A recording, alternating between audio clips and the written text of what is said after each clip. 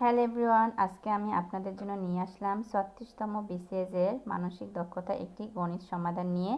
এখানে এই গণিতগুলো পরীক্ষা হলে অনেক কঠিন মনে হলেও আসলে কিন্তু এগুলো অনেক সহজ।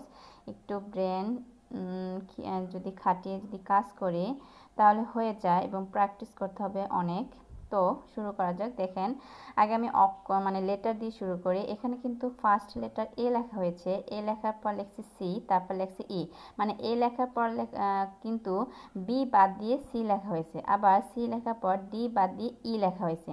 তারপর এখানে কিন্তু পরের লাইনও কিন্তু জি লেখার পর এইচ বাদ দিয়ে আই লেখা হয়েছে।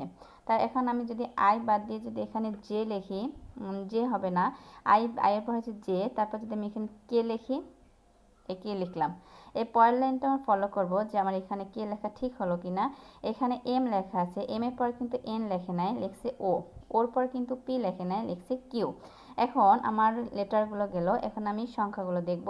দেখেন, এখানে 4-এর সাথে যদি 2 যোগ দিই তাহলে কিন্তু আমার 6 হয়। তারপর আমি এটা পরে দেখতেছি। এখন এখানে যদি আমি দেখি 9-এর সাথে 5 যদি যোগ দিই তাহলে কিন্তু আমার 14 হয়। তাই আমি এখানে যদি 3 এবং 5 যোগ দেই তাহলে কিন্তু আমার এখানে 8 হবে।